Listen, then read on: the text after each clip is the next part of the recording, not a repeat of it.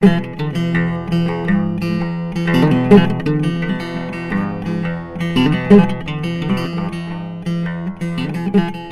to Contextualizing Feminist Voices, teaching with the Global Feminisms Project. This series is focused on teaching, pedagogy, and uses of the archive in the context of the classroom. Designed with a special emphasis on educators, in each episode, you will learn from instructors who have used the project's interviews in their courses, and about activities and resources for incorporating the archive into your class. Today, we will be joined by Dr. Abigail Stewart, who is the Sandra Schwartz Tangri Distinguished University Professor of Psychology and Women's Studies at the University of Michigan. Dr. Stewart has published many scholarly articles and several books focusing on feminist psychological research and the psychology of women's lives, personalities, and adaptations to personal and social changes. She is a founder and current project director of the Global Feminisms Project, and consequently has over 2 decades of experience teaching with this archive and its materials as it has developed over time. Thank you so much for joining me today. I'm super excited to hear all about your extensive experience teaching with these materials. Would you please briefly describe the course you use the archive in? I'm very happy to do this with you. I've taught a 300 level course, which means it's aimed at juniors and seniors, called Gender in Global Context. And it was mostly designed to be taken by women's and gender studies students. But because I'm also in the psychology department, I've taught it cross-listed with psychology. For that reason, I included some theoretical material about how psychologists think about individual lives in context. For example, theories that link individuals' development or age with social historical events, or theories of how generations differ. So those theories then were among the things we thought about as we discussed the women's accounts in the interviews, along, of course, with feminist theories and theories about organizing and activism. I taught the course in 2 80-minute classes to about 25 upper division graduate students. The class combined short periods of my lecturing and mainly lots of activity and discussion in small groups and as a whole class. That sounds great. And how do you use the material in the archive? I have to say it was great. It's been one of my favorite classes ever to teach in my long career. I felt in terms of engaging with the archive that the most important thing for students to experience was actually engagement with the interviews and the women themselves. I was also eager to interrupt or prevent, ideally, any tendency either to exoticize women's experience in other cultures or to overgeneralize about experiences either across cultures or within cultures. So one of the things I did was for each class to choose a few interviews that addressed an issue like violence against women or the impact of national revolutionary movements on the development of women's movements or reproductive justice. I would pair interviews from a couple of countries so students could think about how the different contexts influence the issue and how the different women related to the issue. For example, in one class, I had students compare the experience of the Indian revolutionary movement as articulated by Veena Mazumdar with that of the Chinese Revolution by Wang Qingjuan in China. Students also might compare the experience of 2 different women within a single country. In this case, on that topic, in the case of Dora Maria Tellez and Sandra Ramos for Nicaragua, both involved with the revolution and with the women's movement, but very different experience. Students would be assigned in groups to read just one of the interviews very carefully and then to work together with people who read the other interview to identify key features of their experience that were common and that were different. The groups reported out to the whole class, and we jointly assembled a picture of each woman's account and then could compare them and talk about the commonalities and differences. That experience helped the students become good readers of the historical and political context in the interviews, which was often hard for them to see because, of course, they seemed like just one woman's story. But it fostered their ability to think about each of the national contexts in some depth. And most of all, of course, it allowed them to think about the unique life path of one woman. And for many of the students, the feedback I got was that they found that process deeply meaningful and personally inspiring. That's incredibly powerful. I'm so excited you were able to, expand on all of those themes just through these types of courses. And for these ends, what kind of assignments did you end up using? Well, there are quite a few, but I'll talk about a couple. The first assignment for the course asked the students to interview two women in their own extended families who represented different generations, and then to identify important features of the social political environment of those women's childhood, adolescence, young adulthood, and later adult stages. So they could see how the environment might have had different importance in their lives at different life stages. Both engaging in interviewing themselves and using some of the theories offered in the course to analyze the experiences further deepen their understanding, I think, of both the method of interviewing and of analyzing interviews for understanding an individual on the one hand and the social context on the other, which of course was the biggest game or goal of the course. Here, I think students also, in many cases, for the first time, recognize the way in which their own and their family members' lives are embedded in social and historical processes.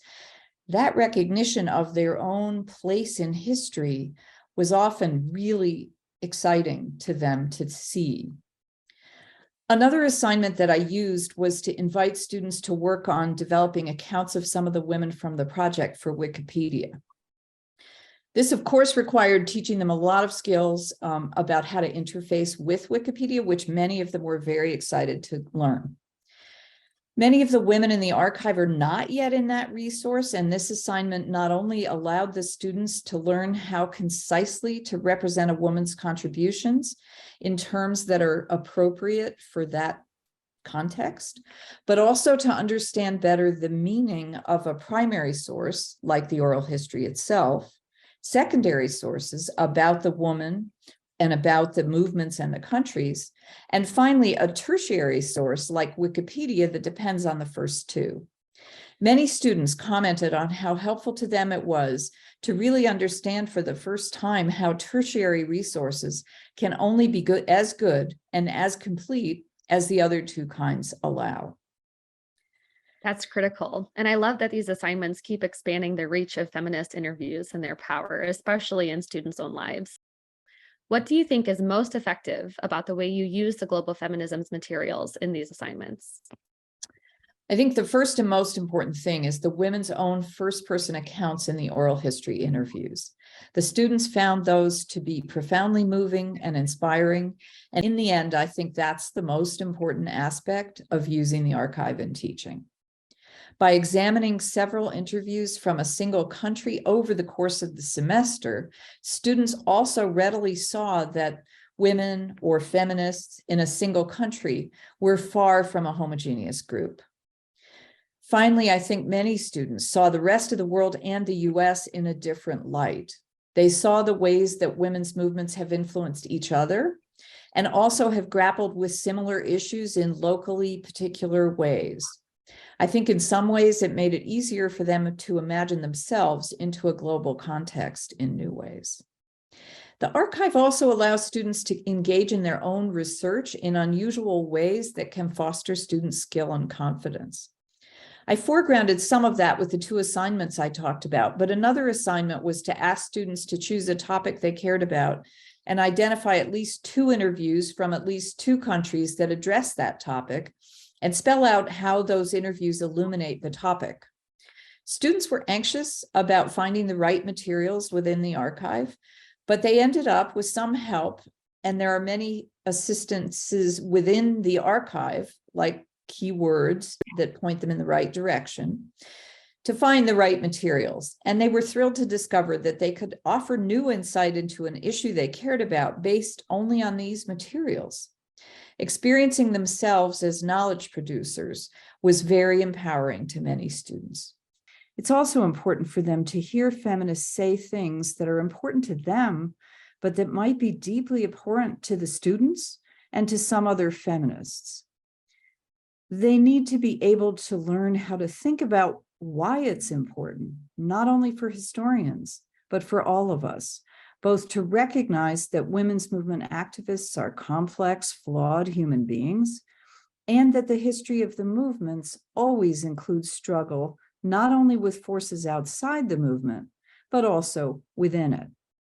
Encountering these issues in the interviews, though sometimes painful, helps students recognize that views and actions we may find deeply troublesome, as well as conflict and debate, are part of the women's movement and cannot be ignored or absent from the archive, but must be preserved and analyzed. Wonderful. Do you have any advice for others about pitfalls to avoid in using the materials or any difficulties to watch out for? I think the main obstacle for faculty to using the materials is our deeply ingrained anxiety about what we don't know, up to and including how to pronounce activists' names. The sense of working outside our comfort zones of knowledge is very daunting for faculty, even though we ask students to do that every day. I actually think it's valuable to be limited in our knowledge and learning in the same ways as the students, even if we may be more skilled at identifying information that helps overcome our lack of knowledge. I tried very hard to position myself as a non-expert on any of the countries or issues, which, by the way, was easy to do since I am a non-expert on any of them. And I encouraged the students to work with me to learn as much as we could from the archive together. Doing that allowed us to share our excitement, our insights, and our new knowledge, and offered students something different than does a course with a deeply knowledgeable expert about a particular area. There are many resources on the archive to help instructors, even a guide to pronunciation of names, maps, resources to pursue that provide contextual information. So it's easy for a faculty member to overcome their lack of sense of knowledge if they're willing to give it a whirl. That's great. I think that's an incredibly valuable framing, and it sounds like it really lent itself well to all the activities you were able to do in your courses. Thank you so much for taking the time to share your experience and your expertise with us. It's been such a pleasure hearing about all the ways you've been able to embed these materials into your teaching, and especially how they've gone on and affected students deeply and their trajectories, hopefully, as knowledge producers. Thank you. It's been my pleasure. Thank you again to Dr. Abigail Stewart for joining us on the podcast today and sharing her uniquely vast breadth of experience teaching with the archive's materials. We are sure her insights about student empowerment through their engagement with the primary research materials in the archive and the opportunity to understand the complexities and pluralisms of feminisms across geography and history will be invaluable to instructors of any course looking to engage with the Global Feminisms Project materials. Thank you for listening to this episode of Contextualizing Feminist Voices, Teaching with the Global Feminisms Project, a podcast created by the Global Feminisms Project. The entire team hopes it will help you understand and incorporate the materials on the website into your class. If you liked this episode, check out the other podcasts in the series, as well as materials about countries, teaching resources, and interviews on the website.